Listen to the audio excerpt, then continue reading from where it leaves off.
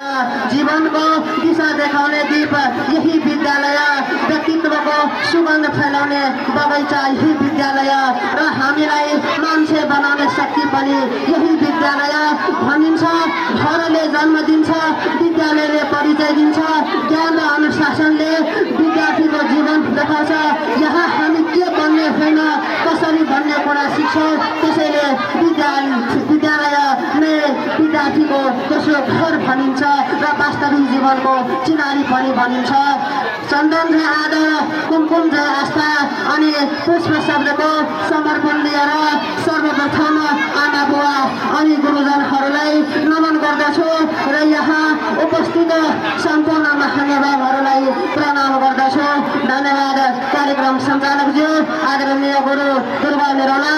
आज मिति 2082 साल 7 महिना 1 गते शनिबारको दिन यसै तिलाठीको इलारी गाउँपालिका वडा नम्बर 8 मा अवस्थित रहेको सर्वोत्कृष्ट विद्यालय श्री शङ्कर पब्लिक एकाडेमी माध्यमिक विद्यालय परिवारले बितेको दशैं आउँदो शुभ दीपावली एवं छठ पर्वको विशेष अवसर पारेर आयोजना गरिएको शुभकामना आदान प्रदान तथा वक्तृत्व कला प्रतियोगिता कार्यक्रममा सभा अध्यक्षको भूमिका निर्वाह गरिरहनु भएका सभा अध्यक्ष महोदय, प्रमुख अतिथिज्यू, विशिष्ट अतिथिज्यू र विशेष अतिथिज्यू लगायत सम्पूर्ण अतिथिगणहरू मनमा सरस्वतीलाई साक्षी राखी एक हातमा कलम र अर्को हातमा न्यायरूपी तराजु बोकेर निष्पक्ष निर्णय लिन तत्पर तयार रहनुभएका सम्पूर्ण निर्णायक मण्डलज्यूहरू प्रतिस्पर्धाको महासागरमा आफूलाई अब्बल साबित गरी विजयको माला पहिराउने तत्पर सम्पूर्ण प्रतिस्पर्धी मित्रहरू र प्रतिस्पर्धी विद्यार्थी मित्रहरू लगायत मलाई सधैँ उज्जवल भविष्यतर्फ डोर्याउनु हुने सम्पूर्ण प्राविण्यभावी तथा माविकाका शिक्षक शिक्षिकाज्यूहरूका साथै अभिभावकज्यूहरू, सुरक्षाकर्मीज्यूहरू, शुभचिन्तक शुभेच्छुकज्यूहरू लगायत यसै श्री शङ्कर पब्लिक एकाडेमी माध्यमिक विद्यालयको विगत लामो समयदेखि प्रधानाध्यापक पदमा कार्यरत रहनुभएका आदरणीय गुरु अमित कुमार शाहज्यू, यसै गरी यसै विद्यालयको पूर्व विद्यार्थी तथा वर्तमान लेखापाल पदमा कार्यरत रहनुभएका आदरणीय गुरु विपिन कुमार मण्डलज्यू र यसै श्री शङ्कर पब्लिक एकाडेमी माध्यमिक विद्यालयको सहायक प्रधानाध्यापक अनि किसान कलेजको लेखापाल आदरणीय गुरु रामकिशोर मण्डलज्यू लगायत आजको यस शुभकामना आदान प्रदान तथा वक्तृत्व कला प्रतियोगिता कार्यक्रमलाई सुसम्पन्न गर्न उपस्थित तमाम दर्शक श्रोता लगायत आमा बुवा दाजुभाइ तथा दिदीबहिनीहरूका साथै आज यस विद्यालयमा बजिरहेको माइक्रोफोनको आवाज सुनिराख्नु भएका यत्र तत्र अनि सर्वत्रका सम्पूर्ण व्यक्तित्वहरूमा सर्वप्रथम स्वीकार्नुहोस् सहित म यसै श्री शङ्कर पब्लिक एकाडेमी माध्यमिक विद्यालयको कक्षा 10 मा अध्ययनरत विद्यार्थी सचिन कुमार शाहको तर्फबाट साहित्यको अभिवादन तथा नमस्कारका साथै आज यस पवित्र भूमिमा मलाई मेरो मनमा उब्जिएका शब्दहरू रङ्ग बिरङ्ग शब्दहरू पस्किने अवसर दिनुहुने आयोजकप्रति हार्दिक कृतज्ञता प्रकट गर्दै आजको वक्तृत्व कला प्रतियोगिताको शीर्षक व्यक्तित्व विकासमा विद्यालयको भूमिका भन्ने शीर्षकमा म आफ्ना तर्कहरू राख्न सभा अध्यक्ष महोदयसँग अनुमति चाहन्छु। व्यक्तित्व विकासमा विद्यालयको भूमिका, व्यक्तित्व विकासमा विद्यालयको भूमिका। सर्वप्रथम त म व्यक्तित्व विकासमा विद्यालयको भूमिका भन्ने शीर्षकलाई परिभाषित गर्न चाहन्छु। व्यक्तित्व भन्नाले कुनै पनि व्यक्तिको बाहिरिया पता र बाहिरिया शब्द होलान्, यसको पनि केही महत्त्व होला।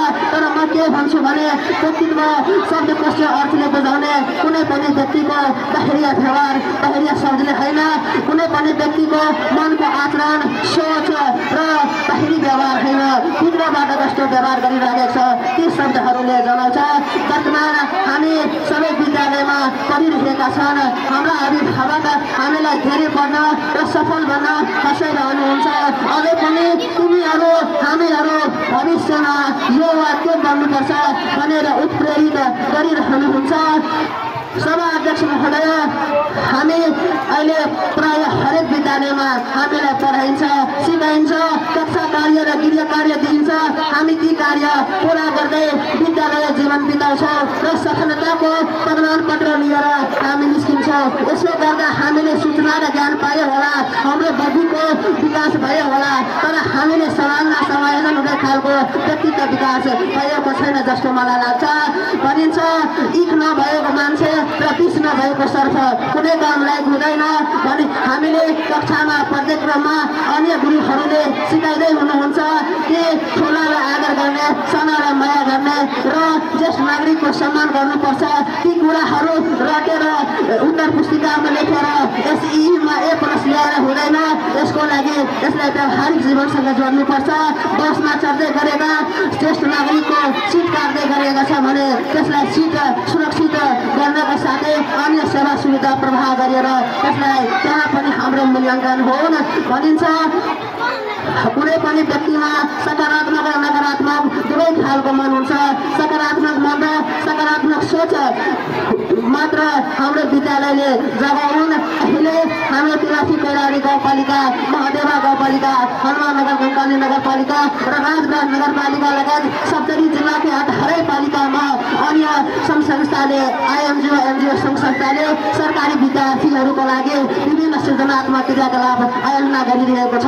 तर हाम्रो प्राइभेट विद्यार्थीको लागि एउटा यस्तो कार्यक्रम हुनुपर्छ कि अन्य सरकारी विद्यार्थीको लागि महिनामा एकचोटि सृजनात्मक कार्यक्रम हुन्छ भने हाम्रो विद्यालयले 2 चोटि गरोस्। उहाँबाट हामी नम्बर 1 बन्ने मेरो अपेक्षा रहेको छ।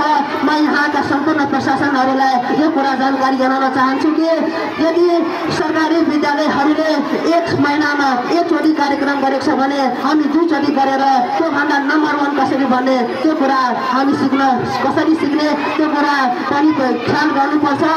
र भनिन्छ डार्विनको सिद्धान्तको सार हो जुन कुरामा गहिरो रुचि राख्दछ तिनैसँग सम्बन्धित त्यसलाई कार्यक्रमहरूमा सहभागी गराउन सक्नुपर्छ।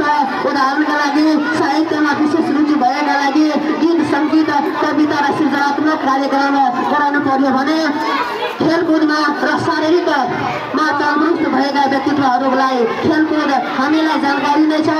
पारस खड्का र सन्दीप रमेश हामीले क्रिकेट आफू रुचि र क्रिकेटप्रति गहिरो रुचि दिएर आज नेपाली क्रिकेटलाई विश्व सामु एक उदाहरण दिएका छन्।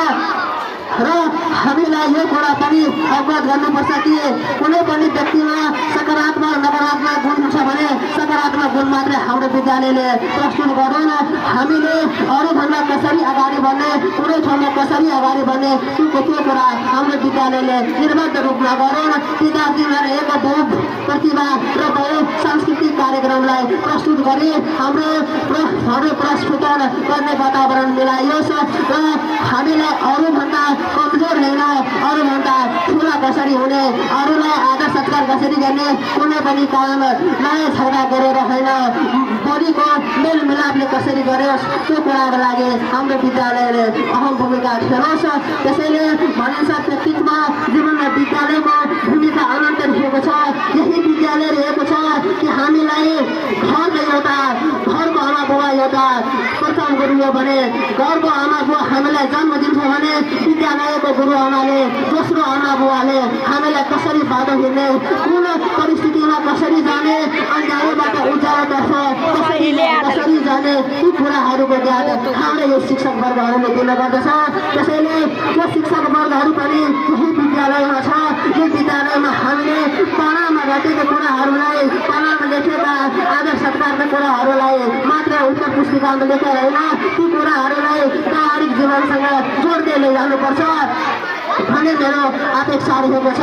भनिन्छ अरू विद्यालयहरूमा सृजनात्मक कार्यक्रमको कमीले गर्दा अहिले पनि हाम्रो विद्यालय त्यसलादी कैलाली गाउँपालिका अन्तर्गत सर्वोत्कृष्ट विद्यालयको रूपमा आइन्छ र यसरी नै सधैँभरि यो विद्यालय यसरी उत्कृष्ट हासिल गर्दै रहोस्, व्यक्तित्व विकासमा विद्यालयको भूमिका अत्यन्त रहिरहोस् भन्ने मेरो अपेक्षा रहेको छ।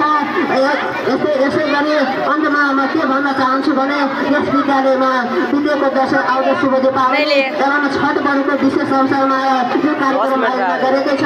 तर मेरो व्यक्तिगत तर्फबाट र मेरो विद्यालयको तर्फबाट मेरो कक्षा कोठाको तर्फबाट यहाँहरूलाई शुभकामना दिन चाहन्छु।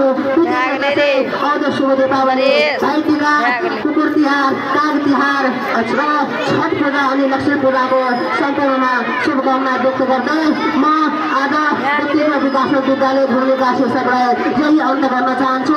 यहाँहरूको दिन सधैँ सुखमय रहोस्, माँ लक्ष्मीले सबैको घरमा धन भरोस्, सबै खुसियाली रहोस्, सुस्वास्थ्य दीर्घायु र उत्तर प्रगति सबैको जीवनमा भइराखोस् भन्ने म भगवानसँग कामना गर्दछु। यति भन्दै म आफ्नो विचार शब्द यही बन्द गर्न चाहन्छु। यदि मबाट जानेर नजानेर कुनै पनि गल्ती कमजोरी या त्रुटि भएको भए यहाँहरूले महसुस गरेको भए म हृदयदेखि नै क्षमा प्राप्ति गर्दै म यस कार्यक्रमको मञ्चबाट बिदा हुन चाहन्छु। यहाँहरूको दिन शुभ होस्। धन्यवाद।